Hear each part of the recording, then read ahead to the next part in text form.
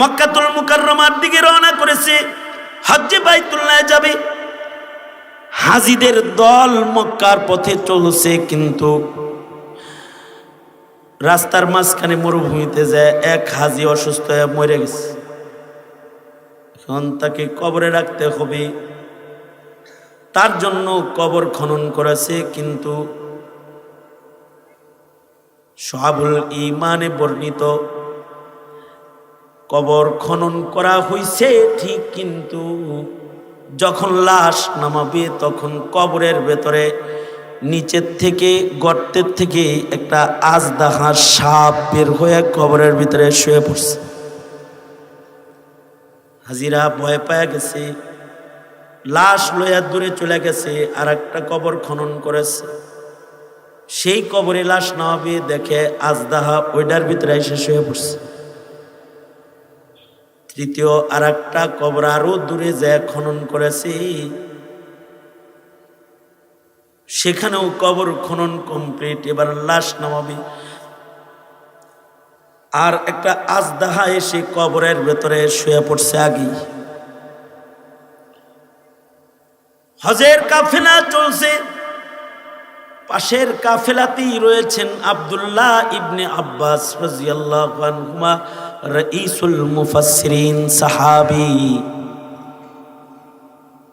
হাজিরা ইবনে আব্বাসের কাছে যা বলে, আব্দুল্লাহ ইবনে আব্বাস, এক মাইয়িতের জন্য 3 কবর খনন করলাম, কিন্তু 3 কবরের ভেতরে একটা করে সাপ আইসা শুয়ে পড়ে। এখন কি করব, কোথায় দাফন করি তাকে? যেখানেই কবর খনন করি কবরের ভেতরে সাপ আইসা শুয়ে যায়। আব্দুল্লাহ ইবনে আব্বাস বলে, ওইটা সাপ না, এটা তার কোনো পাপ, যে গুনার কাজ সে দুনিয়ায় করেছে ওইটা তওবা করে নাই, কবরে লয়ে গেছে, ওইটা তার আগে কবরে চলে যায়। পৃথিবীর যেখানেই তোমরা মাটি খনন করবে আর তাকে মাটিতে দিতে চাইবে, সেখানেই এটা যাবে। সুতরাং জায়গায় জায়গায় কবর খনন করে কোনো লাভ নাই। 3 কবরের যে কোনো এক কবরে তাকে নামায় দাও। আব্দুল্লাহ ইবনে আব্বাস বললেন, যে কোনো এক কবরে নামাও। হাজিরা তার লাশ নিয়ে কবরের সামনে গেছে, সাপটার সাথে সাথে গর্তের ভিতরে ঢুইকা কবরটারে খালি বানাই দিছে, লাশটা নামাইছে।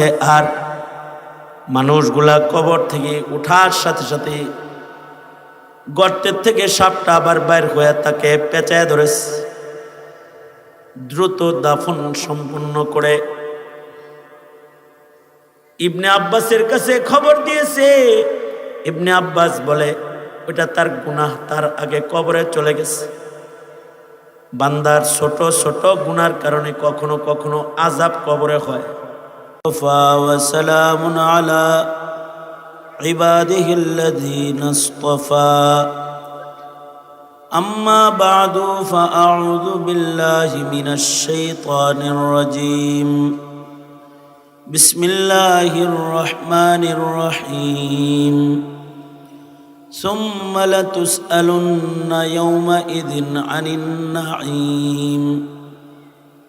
وقال النبي صلى الله عليه وسلم: كل أمتي يدخلون الجنة إلا من أبى. قيل: من يأبى يا رسول الله؟ قال: من أطاعني دخل الجنة ومن عصاني فقد أبى. وقال النبي صلى الله عليه وسلم: القبر روضة من رياض الجنة أو حفرة من حفر النار، أو كما قال عليه الصلاة والسلام.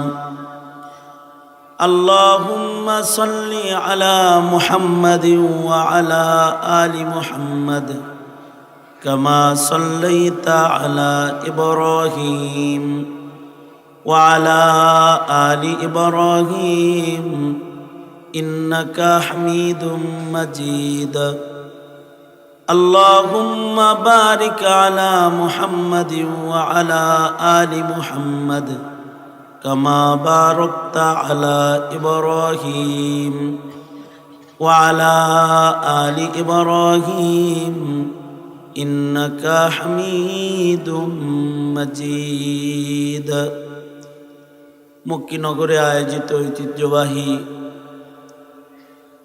দুদিন ব্যাপী ইসলামী মহাসম্মেলনের আজকের আখিরি রজনী, মোহতারাম সভাপতি, উপস্থিত হযরত বুজুর্গ উলামায়ে কেরাম, সম্মুখপানে সমবেত দিন প্রিয়, ইসলাম প্রিয়, দিনদার ইমানদার মুমিন মুসলমান ভাইরা, আল্লাহর দরবারে শুকর।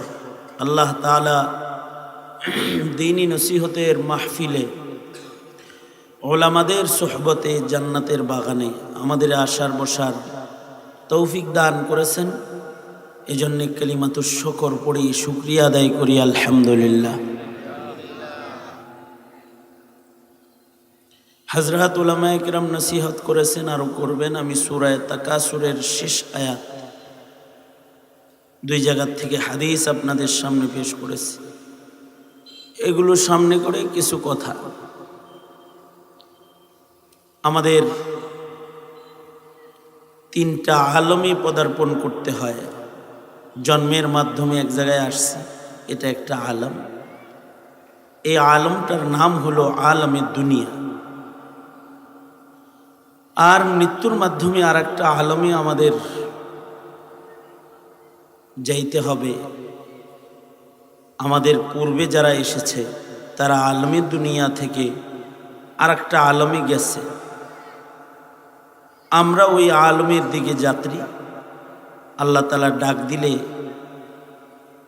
দুনিয়ার আলম থেকে, আলমে দুনিয়া থেকে দ্বিতীয় যে আলম আছে আলমে বরজখ, ওইখানে আমাদের যাইতে হবে।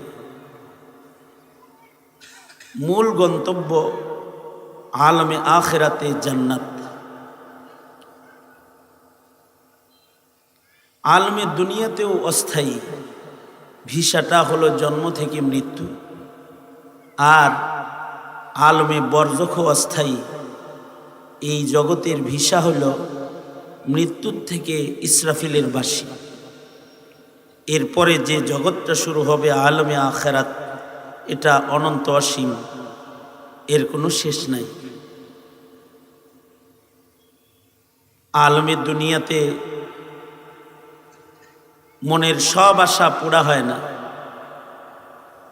আলমে বরজখ আখিরাতে বান্দা যদি আল্লাহর হয় তো আল্লাহ তাআলা বরজখেও এবং আখিরাতেও বান্দার সব আশা পূরণ করে দিবেন। যদি দুনিয়াতে বান্দা আল্লাহর ইচ্ছা পূরণ করে, বরজখ এবং আখিরাতে আল্লাহ বান্দার আশা পূরণ করবেন। এ কারণে দুনিয়াতে হলো মেহনত, মেহনত করতে হবে। মেহনতের মাধ্যমে আল্লাহরে খুশি করবে। তা আল্লাহরে যারা খুশি করে ফেলবে তাদের বরজখটা সুন্দর হবে। বরজখ যাদের সুন্দর, আখিরাতও তাদের সুন্দর আশা করা যায়।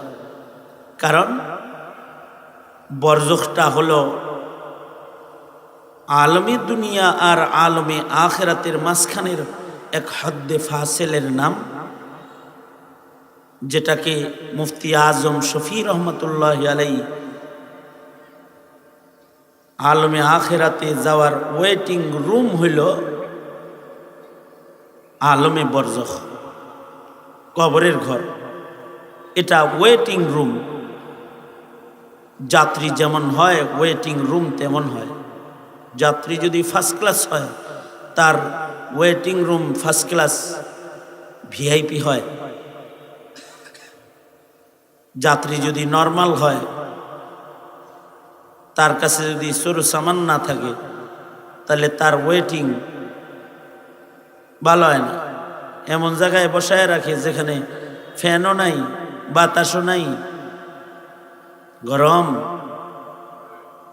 আর যদি যাত্রী ভালো হয় তাকে বসানো হয় ভিআইপি লাউঞ্জে, তার ওয়েটিং চলতে থাকে ভিআইপি লাউঞ্জে।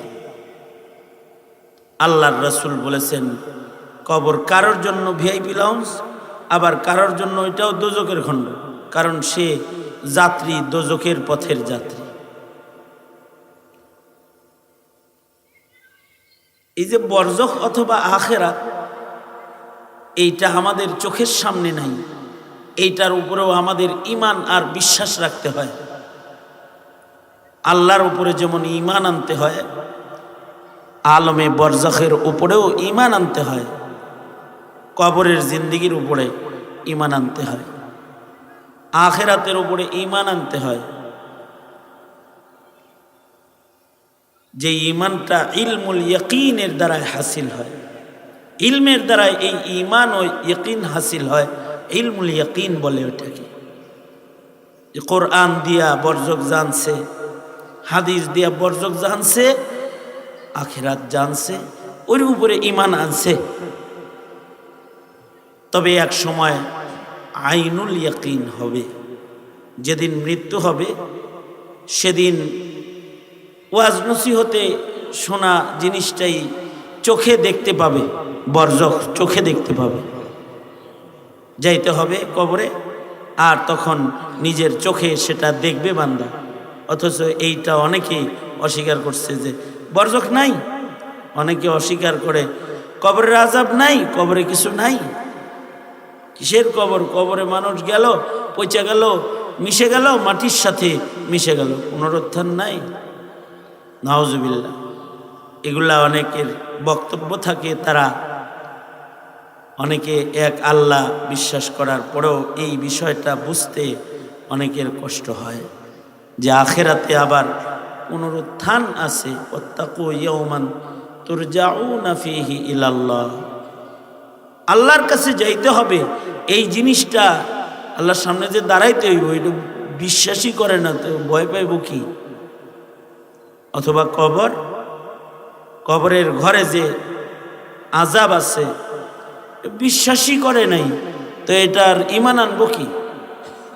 এই কারণে মুমিনকে বরজখ সম্পর্কেও ইলম হাসিল করতে হয়, আখিরাত সম্পর্কেও ইলম হাসিল করতে হয়। ইলমের দ্বারা একটা ইয়াকিন তার ভেতরে জায়গা নেয়, ওইটাও ঈমান, ইলমুল ইয়াকিন। কোরআন হাদিসের ইলম দিয়ে একটা ঈমান তার ভেতরে আসে বরজখের, এবং কোরআন হাদিসের বর্ণনার দ্বারায়, নসিহতের দ্বারায় একটা ইলম তার ভেতরে আসে আখিরাতের, আখিরাতের বিশ্বাস তার ভেতরে হয়। কবর হাসরের বিশ্বাস যত মজবুত হয়, জিন্দেগি তত সুন্দর হয়। কবর এবং হাসর, আলমে আখিরাত, এটার উপরে ঈমান যত মজবুত হবে, বিশ্বাস যত মজবুত হবে, তার জিন্দেগি তত সুন্দর হবে। কারণ এই দুনিয়াতে যা করতেছি, আমাদের সব কিছু কিন্তু আমাদের সাথে যাবে না, আমাদের মেহনতটা আমাদের সাথে যাবে, বরজখেও চলে যাবে। কেউ নেকি করছে দুনিয়াতে, আলমে দুনিয়াতে, তো তার নেকি আলমে বরজখে তার সাথী হয়ে যাবে। আলমে দুনিয়াতে কেউ নামাজ পড়েছে, তো নামাজ তার বরজখে ডান পাশের পাহারাদার হয়ে যাবে। কেউ রোজা রাখছে, তো বরজখে বাম পাশে রোজা তার পাহারাদার হয়ে যাবে। ইদা ওয়াজিআল মাইয়িতু ফি কবরিহি জাআল কুরআনু ইনদা রাসিহি, মাইয়িত যদি দুনিয়াতে কোরআনে কারীমের সাথে সম্পর্ক গড়া থাকে, তাহলে বরজখে কোরআন তার মাথার কাছে পাহারাদার হয়ে দাঁড়ায় যাবে। আমলগুলো তার কবরে চলে যাবে, আমল তাকে কবরে বর্জ্য খেয়ে ঘিরে রাখবে, নিরাপদে রাখবে। আর এই আমল নিয়েই যারা হাসরের মাঠে দাঁড়াবে, তারা আমলের নূর দিয়া আল্লাহর জান্নাতে, আখিরাতে চিরস্থায়ী জান্নাতে সে চলে যাবে। জিনিসটা ইলমের দ্বারাই হাসিল হয়, কিন্তু চোখে দেখি না। তবে দেখব যেদিন আল্লাহ দেখাইবেন, সেদিন সকলে দেখে ফেলবে। আল্লাহকুমুত তাকাসুর হাত্তা যুরতুমুল মাকাবির কাল্লা সাউফা তা'লামুন সুম্মা কাল্লা সাউফা তা'লামুন কাল্লা লাউ তা'লামুনা ইলমাল ইয়াকিন লাতারাবুন্নাল জাহিম সুম্মা লাতারাবুন্নাহা আইনাল ইয়াকিন সুম্মা লাতুসআলুন্না ইয়াউমাইযিন আনিন নাঈম। বয়ানের মাধ্যমে তো হইছে ইলমুল ইয়াকিন, আর যেদিন দেখবে সেদিন হবে আইনুল ইয়াকিন। ইলমুল ইয়াকিনটা আইনুল ইয়াকিনে চোখে দেখবে মানুষ মরার পর। কবরে যেদিন যাবে সেদিন কবরের হালাত চোখে দেখবে। এজন্য এটা আগের থেকেই সতর্ক হওয়া চাই, যেন আমার কবরে নেকি যায়, বরজখ যেন আমার সুন্দর হয়, বরজখে যেন আমার কষ্ট না হয়, একাকী ঘরে যেন আল্লাহ তাআলা আমারে আযাবের ভিতরে গ্রেফতার না করে ফেলায়। বদআমলির থেকে নিজেকে বাঁচানো দরকার। এই কারণেই সাহাবায়ে কেরাম দুনিয়াতে কোনো গুনাহ হইলে এটা দুইয়া বরজখে যাওয়ার জন্য পাগল পেরেশান হয়ে গেছে, বরজখে যেন কোনো গুনাহ না যায়। এবং কোন সাহাবী দুনিয়ার কৃত গুনাহ বরজখে নিয়ে যায় নাই, একজনও যায় না। আহলুস সুন্নাতি ওয়াল জামার এটা আকীদা। নবীরা দুনিয়ায় গুনাহ করেই নাই, মাসুম। আর সাহাবায়ে কেরাম গুনাহ কবরে নিয়ে যায় নাই, বরজখে গুনাহ নিয়ে একজন সাহাবীও যায় না। অথচ কোন সাহাবীর জিনাও হয়েছে, এইটাও দুনিয়ায় শেষ করে রেখে তারপরে কবরে গেছে। এই কারণেই জিনার শাস্তি চায়া নিয়ে নিছে আল্লাহর রাসূলের কাছ থেকে। দুনিয়ায় সাজা হোক, বরজখ আখিরাত সুন্দর হোক, এটা কামনা করছে। সাহাবায়ে কেরাম জিনার শাস্তি দিতেছে, জানি সাহাবীকে গায়ে রক্তের ছিটা আসছে, পাথর মারছে, যে ছিটা আসছে, গালি দিয়ে দিছে। জেনাকারের রক্ত গায়ে লাগলো, আল্লাহর রাসূল বলে জেনাকার বলো না, তওবাকারী বলো। এমন একটা তওবা করছে, এটা একা না, গোত্ররে বাইটা দিলে গোটা গোত্রের মানুষ জান্নাতে চলে যায়। গুনাহ কবরে নেয় নাই, ও গালি দিও না ওরে। বরজখ সুন্দর বানানোর মেহনত করে, বরজখের ভেতরটা যেন সুন্দর হয়, কবরের ভেতরে যেন নেক আমল আপনাকে আমাকে পাহারা দেয়। এমনকি কবরটাও যেন সুন্দর জায়গায় হয়, সুন্দর জায়গায় কবর কামনা করা এটা নবীদের সুন্নাত। নবীরাও তাদের কবর সুন্দর জায়গায় কামনা করেছেন আল্লাহর কাছে। যেমন পয়গম্বর মুসা আলাইহিস সালাতু ওয়াস সালাম ইন্তেকালের আগে বারবার দোয়া করেছেন, আয় আল্লাহ আপনি আমাকে আকসার কাছাকাছি কবর দান করেন, আমার কবরের ঘরটা মসজিদুল আকসার কাছাকাছি দান করেন। কারণ মসজিদুল আকসার আশপাশকে আল্লাহ তাআলা বরকত করেছেন, আল্লাযী বারাকনা হাওলাহু। মসজিদুল আকসার আশপাশ ওটা বড় বরকতপূর্ণ। এ কারণে মুসা আলাইহিস সালাম 4 বড় পয়গম্বরের এক বড় পয়গম্বর যিনি কালিমুল্লাহ, তিনিও তার কবর ভালো কামনা করছেন। আল্লাহ, আপনি আমাকে মসজিদুল আকসার আশপাশে ভালো জায়গায় কবর দিন। আমরা তো করি না। আমাদের কবরের বাড়িটা কোন জায়গায় হবে ভাবেও না। ইল্লা মাশাআল্লাহ, অনেকে ভাববা চিন্তা নিজের জমিনে মসজিদ কইরা বলে এই মসজিদের পাশে আমারে কবর দিন, অথবা নিজে একটা মাদ্রাসা কইরা একটা মাকবারা কইরা বলে এখানে কোরআন পড়া হবে, এখানে আমারে কবর দিন। হ্যাঁ, কারোর এই চিন্তা ধরে, তখন তারা কোনো না কিছু করে। সাহাবায়ে কেরাম ভালো জায়গায় কবর কামনা করেছেন, ভালো মরণ কামনা করেছেন, ভালো কবর কামনা করেছেন।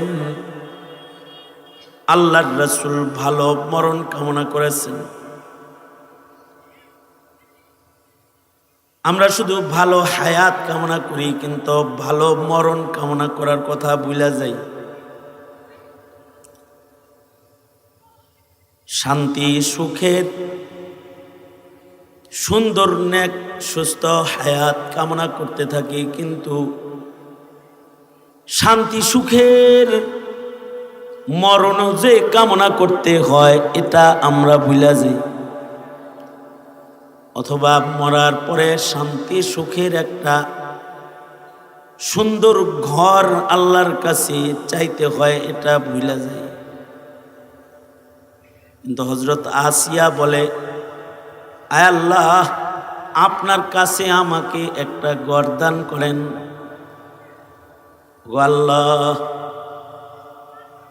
জান্নাতের মধ্যে আপনার কাছে আপনি আমাকে একটি বাড়ি ঘর দান করেন। ভালো বাড়ি, ভালো ঘর, ভালো জান্নাত, ভালো কবর আল্লাহর কাছে চাইতে হয়।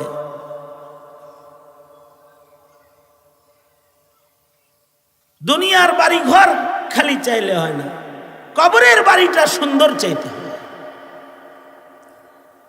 এ কারণে সাহাবায়ে কেরাম, তাবেঈন, তাবেঈন কবরের ঘর ভালো কামনা করছেন।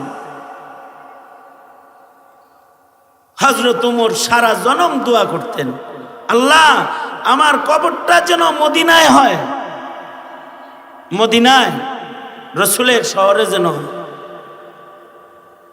ওয়াজআল মাউতি ফি বালাদি রাসূলিক, শাহাদাতের মওত দিবেন, আল্লাহুম্মা রযুকনি শাহাদাতান ফি সাবিলিক ওয়াজআল মাউতি ফি বালাদি রাসূলিক। ওগো আল্লাহ, আপনি আমাকে মদিনায় মরণ দিবেন। মদিনায় মরণ হইলে লাভ আছে। আশা করা যায় রাসূলের শহরে কবর হইলে কবরে আযাব হইব না। কারণ কি, রাসূল ঘুমিয়ে আছেন যে মদিনায়, নবীর এত কাছাকাছি, নবীর কোন উম্মতের কবরে আগুন জ্বালায়া রাসূলকে তো আল্লাহ তাআলা কষ্ট দিবেন না, হাবিবুল্লাহকে। আশা করা যায় মদিনায় দফন হইলে কবরের আযাব মাফ। এ কারণে হযরত ওমরের দোয়া ছিল, ওয়াজআল মাউতি ফি বালাদি রাসূলিক, আয় আল্লাহ আপনার রাসূলের শহরে আমাকে মরণ দান করেন। সেম দোয়া ছিল ইমাম মালিক রহমতুল্লাহ আলাইহির। ইমাম মালিক দোয়া করতেন, ওগো আল্লাহ, আপনি আমাকে মদিনায় মরণ দান করেন। শেষ পর্যন্ত জীবনের শেষ ভাগে মদিনার বাইরে উনি যান নাই। এই আপনি ওয়াজ শুনতেছেন, ফোনে কথা কইতেছেন? শেষ পর্যন্ত জীবনের শেষ ভাগে হযরত ইমাম মালিক মদিনার বাইরে যান নাই, শুধু মদিনায় কবর করার আশায়। জীবনেই দোয়া করি আমরা, মনেই থাকে না আমাকে।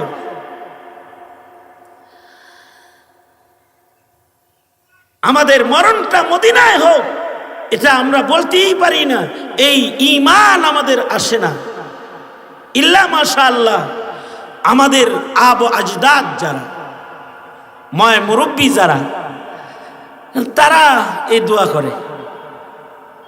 আমরা আমাদের কানে আমাদের আসতে যায় কেরামকে শেষ রজনীতে আওয়াজ করে কেঁদে কেঁদে মদিনার কবর চাইতে শুনেছি। শেখুল হাদিস আল্লামা আজিজুল হক রহমতুল্লাহ আলাইহি চিৎকার করে করে বলতেন, আল্লাহ আমার মওতটা মদিনায় দিও, রাজায়া বিরব্বি আন আমুতা বিতাইবাতিন। হুজুরের আলাদা একটা কসিদা আছে এরূপ। এক উস্তাদ জিজ্ঞাসা করে, বাংলাদেশে বৈশা বৈশা এই কসিদা পাগলের মতো পড়েন, বাংলাদেশে মরণ হইলে এই দোয়া কি বিফলে চলে যাব না? শেখুল হাদিস আল্লামা আজিজুল হক কে দিয়ে বলতেন, মরণই চাইলাম মদিনায়, যদি দূরেও মরি তাহলে হইতে পারে দূর থেকে মদিনা পর্যন্ত আল্লাহ তাআলা আমাকে রাসূলের রওজার সাথে কানেক্টেড করে দিবেন, সোজা পথ করে দিবেন। তাহলে তো বাচ্চা গেলাম। দোয়ার ভেতরে কত কিছু নিয়ে দোয়া করে। কবরটা ভালো চায়, কবরের জানালাটা সুন্দর চায়। হয়তো মদিনায় হইল, মদিনায় যদি কবর নাই দেয়, তাহলে মদিনা বরাবর যদি একটা কবর থেকে জানালা পাইলাম, যে জানালা দিয়ে মদিনা দেখলাম।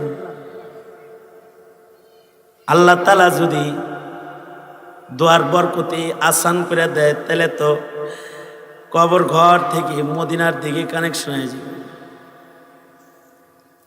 ভালো কবর আল্লাহর কাছে কামনা করতেন। এ কারণে চেষ্টা করা চাই নেককার মানুষের সাথে যেন কবরটা হয়।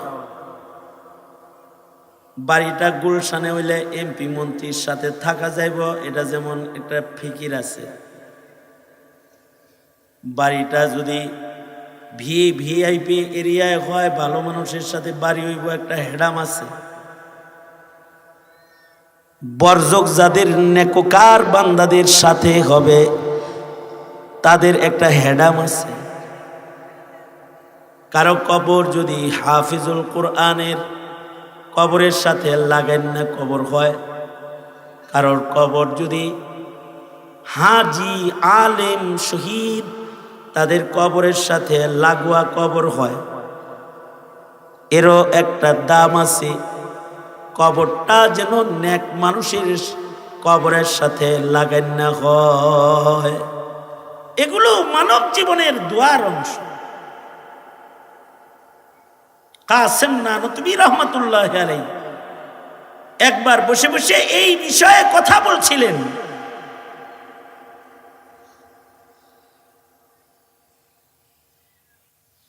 নেককারের সাথে কবর হওয়া, অলি বুজুর্গের কবরের পাশে কবর হইলেও লাভ আছে। ব্রাহ্মণবাড়িয়ার ফখরে বাঙ্গাল তাজুল ইসলাম রহমতুল্লাহ আলাইহি,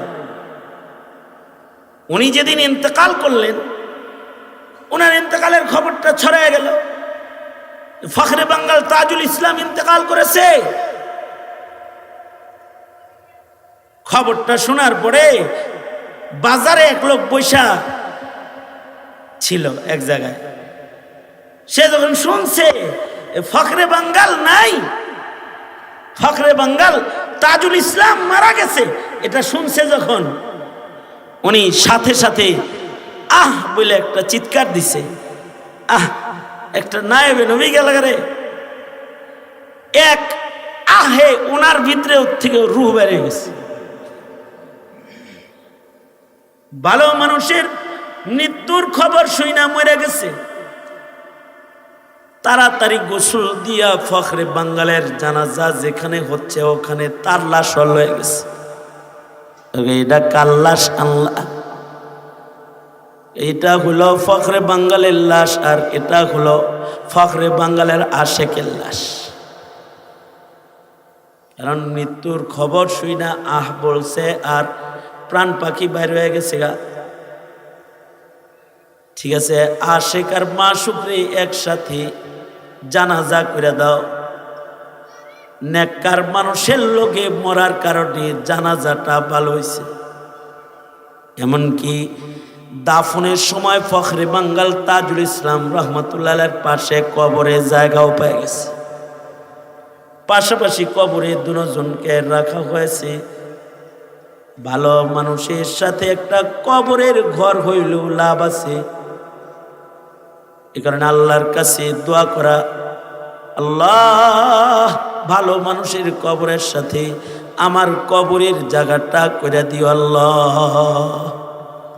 হুজ্জাতুল ইসলাম কাসেম নানতুবীকে আল্লাহ দিন নামে, কাসেম নানতুবীর এক খাদেম ছিল। এই খাদেমে কয় কি,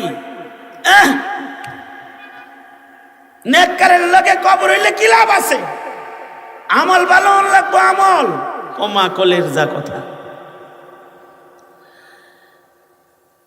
কাসেম নানতুবী বলে, এ আল্লাহ দিন, তুই যে আমারে বাতাস দিতেছস, কি দিয়া বাতাস দেস? তাল পাখা। কারে দেস বাতাস? হুজুর আপনারে বাতাস দিই। তুই আমারে বাতাস দেস, এ বাতাস পাশের লোকের লাগে না? লাগে। দেশ আমারে লাগে আর একজনের গায়ে কেরে? তোর তাল পাখার চাইতে আল্লাহর জান্নাতের বাতাসের পাওয়ার বুঝি কম, যে একজন আর কবরে বাতাস হবে আর পাশের কবরে বাতাস লাগবো না? হুজুর ঠিকই বলছেন। আমার কবরে যদি দিলে একটা ভালো মানুষের লাগে হইতো। আল্লাহ দিন কয় কবরটা ভালো মানুষের সাথে হওয়া।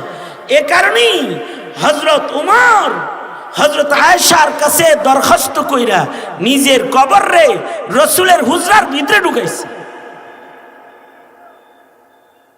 উম্মুল মুমিনিন হযরত আয়েশার কাছে হযরত উমর খবর পাঠাইছেন, উম্মুল মুমিনিন আমি আমার কবরটা আপনার হুজরায় করতে চাই, যদি অনুমতি দেন। হযরত আয়েশা বলে, আব্দুল্লাহ যাও আমিরুল মুমিনিনকে খবর বলো, আমি আমার কামরার ভেতরে আমার কবরের জায়গাটা ওনাকে দিয়ে দিলাম। কবরটা ভালো জায়গায় হওয়ার কারণে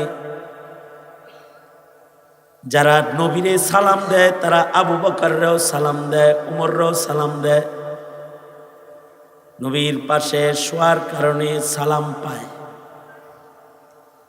কিয়ামত পর্যন্ত যত আশিক নবীর কবরের সামনে দাঁড়ায় বলবে, সালাতু ওয়াসসালামু আলাইকা ইয়া রাসূলুল্লাহ, তারা হযরত আবু বকররেও সালাম দিবে, আবু বকর আপনাকে সালাম।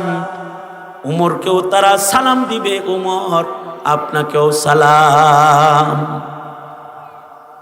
ভালো জায়গায় কবরটা হওয়ার কারণে নবী আশেকদের জিয়ারত পায়। সেই আশেকদের জিয়ারত আবু বকর উমর নবীর পাশে শোয়ার কারণে অটোমেটিক পায়।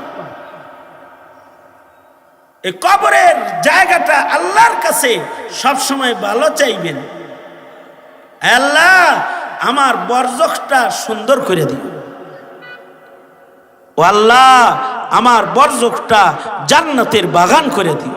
কারণ বরজখ কারোর জন্য জান্নাতের বাগান, আর কারোর জন্য দোজখের খণ্ড। আল্লাহর রাসূল বলেন, আল কবরু রাউযাতুম মিন রিয়াজিল জান্নাহ আও হুফরাতুম মিন হুফারিন নার। কবর কারোর জন্য জান্নাতের ঘর, কারোর জন্য দোজখের ঘর। এই কারণে সাহাবীরা কবরটাকেও ইবাদতের ঘর বানানোর দোয়া করতেন। কারণ নবী বলছে কবর বাইতুল ওয়াহদা, একা থাকার ঘর। কবর দরজা জানালা ছাড়া ঘর। কবর সাপ আর বিচ্ছুর ঘর। কবর আগুনের ঘর। আবার কারোর জন্য ফুল বাগান। সাহাবী আল্লাহর কাছে দোয়া করে, ওগো আল্লাহ, আমার কবরও যেন আমার জন্য ইবাদতখানা হয়, আমি যেন কবরের ভেতরেও ইবাদত করতে পারি, কবরের ভিতরেও যেন আল্লাহ গো তোমার কোরআন যেন আমি পড়তে পারি। সাহাবী দোয়া করে মরে গেছে। মরার পরে তাকে কবরস্থ করা হয়েছে। এক সময় কবর ভেঙে গেছে, তো দেখে কবরের ছিদ্রি দিয়া কোরআন শরীফের তেলাওয়াতের আওয়াজ বেরিয়েছে। কাছে যায় দেখে সাহাবী কবরে কোরআন পড়তেছে। হিলিয়াতুল আউলিয়া কিতাবের নাম। সাবিত বুনানি রহমতুল্লাহ আলাইহি, হযরত মালিক ইবনে দিনার রহমতুল্লাহ আলাইহির হাম উমর হাম আসার বুজুর্গ ছিলেন। সারা জিন্দেগি তাকবীরে উলার নামাজ পড়ছেন, ইবাদত বন্দেগী করছেন, ইবাদত করছেন। ইবাদত কবরে যাইব, সারা জিন্দেগি ইবাদত করছেন। আবার উনি দোয়া করতেন, কি আশ্চর্য দোয়া। সাবিতে বুনানির দোয়া ছিল, ওগো আল্লাহ, আয় রব্বুল আলামিন, সেজদা দিয়া রুকু দিয়া নামাজ পড়া ইবাদত কইরা আমার তৃষ্ণা মিটে নাই। ওগো আল্লাহ, কবরেতে কোনো কাম নাই। দাফনের পর থেকে ইসরাফিলের বাঁশি পর্যন্ত শুয়ে থাকতে হবে, ইন্তজার, কিয়ামতের অপেক্ষা। ও মাওলানা পাক, এই অবসরটা আমার তুমি ইবাদতের বানায়া দিও। আমি যেন কবরে নামাজ পড়তে পারি, নামাজ পড়া সেজদা দিয়া আমার যন্ত্রণা মিটে নাই। আমি বরজখের ভেতরেও নামাজের ইবাদতটা করার কুশাদা জায়গা চাই। এইটা উনি দোয়া করতেন, ওনার দোয়ার ভেতরে ছিল। ওনার কবর বৃষ্টির পানিতে দাফনের কিছুদিন পরে ছিদ্রি হয়েছে, ভাঙে গেছে। সকালবেলায় মসজিদ থেকে বের হয়ে ইমাম সাহেব সহ কিছু লোক জিয়ারতের জন্য কবরের পাশে গেছে। যা দেখে কবরের ভেতরে একটা ছিদ্র দেখা যায়, কিন্তু আজব ছিদ্র। ছিদ্রটা আলোকিত আলোকিত লাগে। কাছে যায় ছিদ্রি দিয়ে নজর করে তাকাইলে দেখি সাবিতে বুনানি রহমতুল্লাহ আলাইহি কবরের ভেতরে নামাজে দাঁড়ায় রয়েছে। আর ওনার কবরটা একটা কুশাদা প্রশস্ত বাগান, জান্নাতের বাগান, জান্নাতি মুসল্লা বিছানো। আর উনি জান্নাতি লিবাস পরে নামাজে দাঁড়িয়ে রয়েছেন। বান্দা যদি বান্দা হয়, কবরেও বান্দার আশা মহান আল্লাহ পূরণ করে দেয়। আর যদি বান্দা পাপিষ্ঠ বান্দা হয়, জালেম হয়, গুনাহগার হয়, আখিরাত পর্যন্ত যাওয়া লাগে না, কবর থেকে তার আযাব শুরু হয়ে যায়। কবরেই আযাব হয়। ইমাম বাইহাকী রহমতুল্লাহ আলাইহি শুআবুল ঈমানের ভেতরে রিওয়ায়াত এনেছেন, আব্দুল্লাহ ইবনে আব্বাস রাদিয়াল্লাহু আনহুমার আমলের ঘটনা। মদিনা থেকে এক হাজীদের কাফেলা মক্কায় যাইতেছে হজ্জে বাইতুল্লাহ করতে। মক্কাতুল মুকাররমার দিকে রওনা করেছে, হজ্জে বাইতুল্লাহ যাবে। হাজিদের দল মক্কার পথে চলছে, কিন্তু রাস্তার মাঝখানে মরুভূমিতে যায় এক হাজি অসুস্থ হয়ে মরে গেছে। এখন তাকে কবরে রাখতে হবে, তার জন্য কবর খনন করেছে, কিন্তু শুআবুল ঈমানে বর্ণিত কবর খনন করা হয়েছে ঠিক, কিন্তু যখন লাশ নামাবে তখন কবরের ভেতরে নিচের থেকে গর্তের থেকে একটা আজদাহা সাপ বের হয়ে কবরের ভিতরে শুয়ে পড়ছে। হাজিরা ভয় পায় গেছে, লাশ লইয়া দূরে চলে গেছে, আর একটা কবর খনন করেছে। সেই কবরে লাশ নামাবে, দেখে আজদাহা ওইটার ভিতরে এসে শুয়ে পড়ছে। তৃতীয় আর একটা কবর আরো দূরে যায় খনন করেছে, সেখানেও কবর খনন কমপ্লিট। এবার লাশ নামাবে, আর একটা আজদাহা এসে কবরের ভেতরে শুয়ে পড়ছে আগে। হজের কাফেলা চলছে, পাশের কাফেলাতেই রয়েছেন আব্দুল্লাহ ইবনে আব্বাস রাদিয়াল্লাহু আনহুমা, রাইসুল মুফাসসিরিন সাহাবী। হাজিরা ইবনে আব্বাসের কাছে যা বলে, আব্দুল্লাহ ইবনে আব্বাস, এক মাইয়িতের জন্য 3 কবর খনন করলাম, কিন্তু 3 কবরের ভিতরে একটা করে সাপ এসে শুয়ে পড়ে। এখন কি করব, কোথায় দাফন করি তাকে? যেখানেই কবর খনন করি কবরের ভেতরে সাপ আইসা শুয়ে যায়। আব্দুল্লাহ ইবনে আব্বাস বলে, ওইটা সাপ না, এটা তার কোনো পাপ, যে গুনার কাজ সে দুনিয়ায় করেছে ওইটা তওবা করে নাই, কবরে লয়ে গেছে, ওইটা তার আগে কবরে চলে যায়।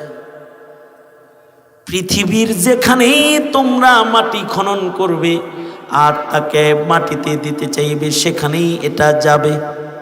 সুতরাং জায়গায় জায়গায় কবর খনন করে কোনো লাভ নাই। 3 কবরের যে কোনো এক কবরে তাকে নামায় দাও। আব্দুল্লাহ ইবনে আব্বাস বললেন, যে কোনো এক কবরে নামাও। হাজিরা তার লাশ নিয়ে কবরের সামনে গেছে। সাপটার সাথে সাথে গর্তের ভিতরে ঢুইকা কবরটারে খালি বানাই দিছে, লাশটা নামাইছে। আর মানুষগুলা কবর থেকে উঠার সাথে সাথে গর্তের থেকে সাপটা আবার বাইর হয়ে তাকে পেঁচায় ধরেছে। দ্রুত দাফন সম্পন্ন করে ইবনে আব্বাসের কাছে খবর দিয়েছে। ইবনে আব্বাস বলে, ওটা তার গুনাহ, তার আগে কবরে চলে গেছে। বান্দার ছোট ছোট গুনার কারণে কখনো কখনো আযাব কবরে হয়। এক সাহাবী পেশাবের সিটার থেকে নিজেকে হেফাজত না করার কারণে তার কবরে আযাব হয়েছে। ছোট ছোট গুনাহের ধরপাকড় কখনো কখনো কবরে শুরু হয়ে যায়। এ কারণে আল্লাহর কাছে দোয়া করা, আল্লাহ কবরে আমাকে ধরপাকড় করো না আল্লাহ।